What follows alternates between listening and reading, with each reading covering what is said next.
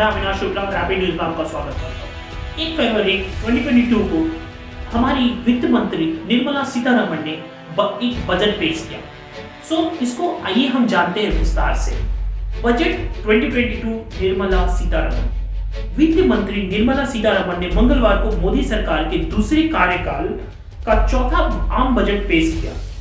Budget के मुताबिक सरकार अगले वित्त वर्ष यानी अप्रैल 2022 से मार्च 2023 तक 39.44 लाख करोड़ रुपए खर्च करेगी। ये अभी अनुमान है और ये घट भी सकती है और बढ़ भी सकती है। जिस तरह से घर का बजट तैयार होता है उसी तरह से हमारे देश का भी बजट तय होता है।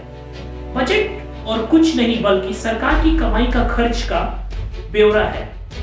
इससे सरकार बताती है कि मैं पैसे कहां खर्च होंगे और कहां से हम पैसे लेकर के आएंगे।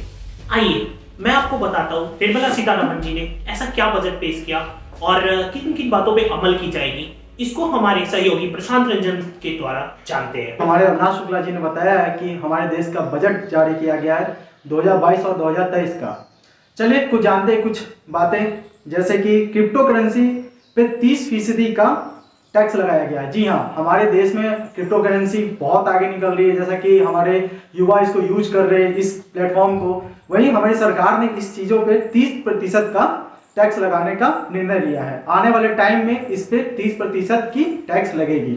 दूसरी बात, शिक्षक के लिए डिजिटल यूनिवर्सिटी की शुरुआत की जाएगी। जी हाँ, जैसा कि आप जान रहे हैं कि हमारे देश में शिक्षा को बहुत बड़े स्तर पर देखा गया है, तो वहीं हमारे बजट में एक और बात सामने आई है कि शिक्षा के लिए डिजिटल यूनिवर्सिटी की गठित की जाएगी, जिसमें कि स्पोर्ट्स मॉडल के आधार पर ये चीज को बनाया जाएगा। तीसरी बात, पर्सनल इनकम टैक्स में कोई राहत नहीं। जैसा कि आपको मैं बता दूं कि हमारे देश में टैक्सेस बहुत ज्यादा लगते हैं, लेकिन यहाँ पे कोई भी टैक्स में राहत नहीं दी गई है। इस बार हमारी सरकार की तरफ से जो बजट आई है उसमें कोई भी तरह की टैक्स पे राहत नहीं है, और ये बता दी जाए कि कई दरों पे ये टैक्स को या कहीं पे नहीं दी जाएगी, और ये माना गया है कि आने वाले टाइम में ये टैक्स और भी ज्यादा बढ़ सकती है सरकार के बजट को लेकर के। चौथी बात, जैसा कि हम बता रहे हैं कि डिजिटल रुपए की शुरुआत की जाएगी। जी हाँ, ये बहुत अच्छी खबर है हमारे भारत देश के लिए कि हमारे देश में डिजिटल रुपए की शुरुआत की जाएगी।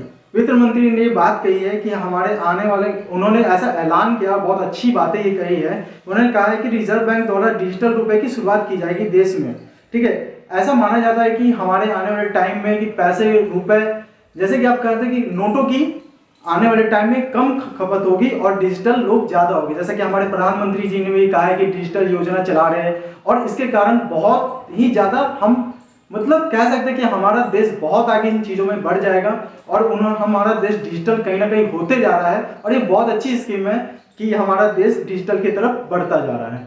पांचवी खबर, पीएम आवास योजना में 80 लाख का मकान। जी हाँ, आप जैसा जान रहे हैं कि पीएम योजना बहुत सारे गाँव में चल रही है। उनको बहुत सारे को जिनके पास घर नहीं होता, उन्हें घर के लिए पीएम आवास योजना के द्वारा पैसे दी जाती है, जिनके कारण वो झोपड़ी से निकल के पक्के मकानों में जा सके। बिजली विभाग सब कुछ हमारा देश कर रहा है। वहीं इस बार जो बजट में आई है वो आई है कि जी आपको मैं बताते हुए बहुत गर्व महसूस कर रहा है कि ये बजट में 48,000 करोड़ की ये बजट आई है जो पीएम आवास योजना के तहत दी गई है, जिसमें कि हमारे गांव आप जानते हैं कि गांव में बहुत सारी ऐसी झोपड़ियां होती, बहुत सारे लोग बच्चे बूढ़े जो कि जिनको अच्छे मकान नहीं होते, वो झोपड़ी है ये सब बना के रहते हैं। तो उसी में मैं बता दूं कि उनके लिए 80 लाख, जी हाँ आप बहुत अच्छा सुन रहे, 80 लाख नए मकान का उन्होंने निर्माण किया है, और बताया कि आने वाले 5 साल में 80 लाख से ज्यादा गरीबों को मकान मिलेंगे। और इनके तहत जी हाँ 48,000 करोड़, जी हाँ सही सुन रहे, 48,000 करोड़ इन्हीं के तहत रखा गया है।